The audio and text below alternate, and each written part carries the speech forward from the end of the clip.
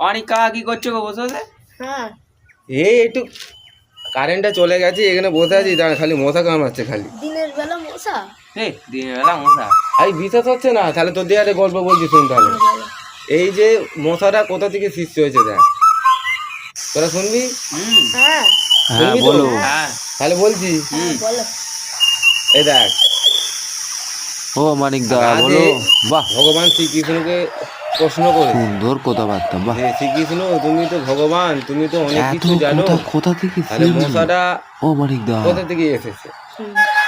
তখন তখন ভগবান শ্রীকৃষ্ণ রাধিকাকে আচ্ছা। বলছে তুমি শুনবে, তোমার ধৈর্য আছে? তখন রাধিকা বলছে হ্যাঁ শুনো, বলো না। হ্যাঁ বেশ ভালো ভালো কথা তো। বলছে মানুষ যে সংসারে যে এসেছে একটু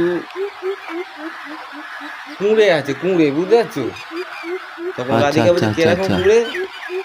বলছে এই কাজ বাজ আমি কতটা তো ঠিক মতো জানিনি। করতে চায় না, খালি বন্ধু বান্ধবের সাথে আড্ডা মারে, তোমার অনেক থেকে রকম নেশা শুনছি। করে, সেই জন্য মশাটা সৃষ্টি করে দিয়েছি হ্যাঁ আমি। বড্ড যদি মশা কামড়া, বিরক্ত হবে, বড় বড় মশা, এই মশা কামড়াচ্ছে, সংসারের বড্ড কথা ওরা মশা।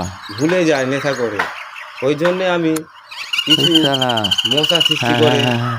আমাদের এই তোমার কথাবার্তাটা কি পশ্চিমবঙ্গে সুন্দর, ভারতে সৃষ্টি করে খুব দিয়েছি, ভালো যে লাগছে মশা কামড়া শুনতে। দিকে, তবে ওরা সংসারে ফিরে যাবে, নইলে সে বাহ। বসেই থাকবে, আড্ডা মেরেই যাবে। কি কথাটা তোমাদের ভালো লেগেছে? বাহ বাহ বাহ। তা তুমি বসে বসে এখানে কি করছো? কে? হ্যাঁ হ্যাঁ আড্ডাই যা চলে মারছি যা, তো। হ্যাঁ হ্যাঁ, তাহলে আমি তো বসে বকছি, আড্ডাই খালি মারছি তো। বকছি, হ্যাঁ বকছি।